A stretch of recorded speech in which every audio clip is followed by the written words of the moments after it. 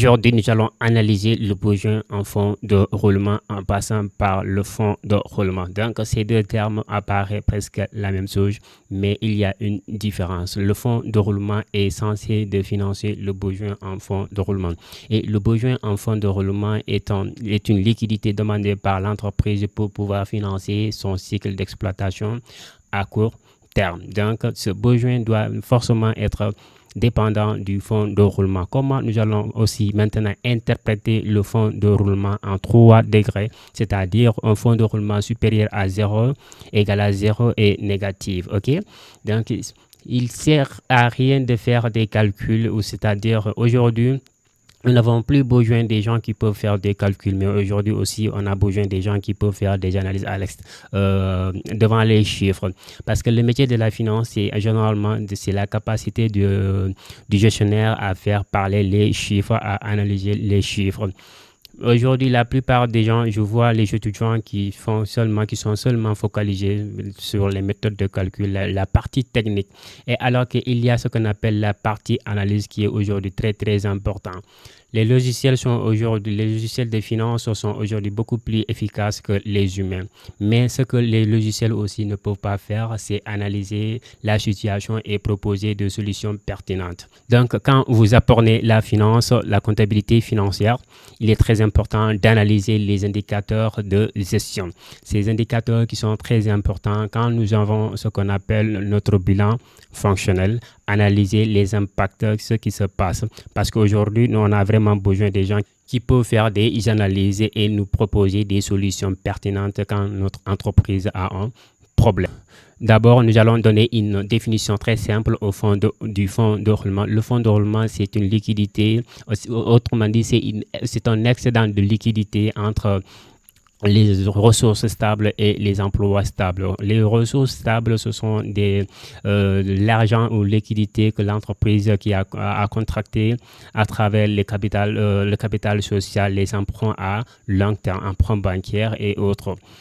Et tandis que les emplois, ce sont des dépenses d'investissement de l'entreprise. Autrement dit, le fonds de roulement est dégagé par la confrontation entre les ressources stables et les emplois stables.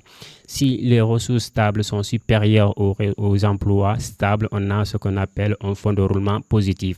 Si les ressources stables sont égales aux emplois stables, c'est-à-dire des dépenses d'investissement, acquisition, d'immobilisation, des matériels de transport et autres, tous ceux qui sont censés de durer dans l'entreprise au moins une année, dont l'entreprise ne l'a pas acheté envie de le vendre. Donc, c'est ça qu'on appelle les dépenses d'investissement. Alors, ces dépenses d'investissement, ce sont des dépenses à long terme. C'est pourquoi, dans un équilibre financier, on conseille aux gestionnaires ou ce qu'on appelle à l'entreprise de financer son cycle d'investissement par les ressources durables pour créer une très bonne gestion dans l'entreprise. Mais forcément, il n'est pas le cas dans d'autres entreprises. Ici, je vais vous expliquer de A à Z et que vous allez comprendre dans quelle situation vous êtes en face quand vous êtes dans une entreprise et quelles peuvent être des solutions envisageables pour permettre à l'entreprise de sortir dans cette situation de crise. Alors, comme je l'ai dit, dans un équilibre financier, le fonds de roulement doit exister dans l'entreprise. C'est une marge de sécurité, c'est la liquidité que l'entreprise va avoir besoin pour financer son besoin d'exploitation. OK? Donc, le fonds de roulement, si le fonds de roulement est positif, cela signifie tout simplement que les ressources stables ont arrivé à financer les emplois stables, les dépenses d'investissement dans un équilibre financier. Ça veut dire, ça c'est un signe très important pour l'entreprise. Tout simplement veut dire que l'entreprise, à travers le capital qu'elle a, que ses actionnaires ont apporté et les emprunts bancaires qu'elle a pu faire grâce à sa crédibilité envers les institutions financières, a permis à l'entreprise de financer son cycle d'investissement. Alors maintenant, si le fonds de roulement est égal à 0, cela veut dire tout simplement qu'il y a l'équilibre entre les ressources stables aux dépenses stables. OK? Aux dépenses stables, tout simplement des dépenses d'investissement. Alors là, on ne peut pas dire que normalement l'entreprise doit avoir un fonds de roulement parce qu'on va voir tout de suite ce que si l'entreprise n'a pas un fonds de roulement, ce que ça pourra faire dans l'avenir l'entreprise. Donc l'entreprise va forcément avoir besoin de l'argent pour financer son cycle d'exploitation.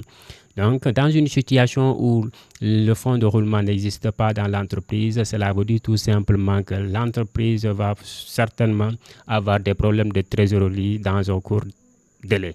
OK? Donc, cela veut dire que le fonds de roulement est égal à 0. Les emplois, les ressources stables sont égales aux emplois stables. Donc, c'est bien. Maintenant, on va voir dans le cas où les ressources stables n'arrivent plus à... Donc, dans le cas où le fonds de roulement est négatif, ça veut dire tout simplement que les ressources stables n'ont pas pu financer les emplois stables. Ça veut dire tout simplement ici que l'entreprise, par conclusion, nous pouvons tirer que l'entreprise a utilisé les dettes à court terme pour financer son cycle d'investissement. Et c'est ce qui paraît être inégal parce que normalement, nous ne devrons pas utiliser dans une gestion optimale, nous ne devrons pas utiliser les dettes à court terme pour financer nos dettes à nos emplois à long terme. Donc, cela veut dire forcément que nous allons nous retrouver dans une situation vraiment critique, un problème de trésorerie. Cela veut dire que le fonds de roulement est négatif. OK? Si le fonds de roulement est négatif, ça veut dire que l'entreprise ne pouvait pas ce qu'on appelle faire face à son besoin en fonds de roulement. Parce que le fonds de roulement doit être en mesure de couvrir le besoin en fonds de roulement. Et si cela n'est pas été fait, on a un besoin en fonds de roulement négatif. Ça veut dire d'abord, je vais vous parler du besoin en fonds de roulement. C'est quoi le besoin en fonds de roulement? C'est la date de décalage, c'est-à-dire la liquidité demandée par l'entreprise entre la date de règlement des fournisseurs et la date de règlement de nos clients. Si par exemple nos clients règlent au bout de 60 jours et nous devrons régler nos fournisseurs au bout de 30 jours, donc forcément nous allons régler nos fournisseurs avant que nos clients nous règlent. Où est-ce qu'on va sortir cet argent? C'est pourquoi le fonds de roulement est très important dans l'entreprise. C'est ce fonds de roulement que nous allons prendre pour financer ce cycle d'exploitation. OK, jusqu'au moment où nous allons encaisser les recettes ou les crédits de nos créanciers. OK?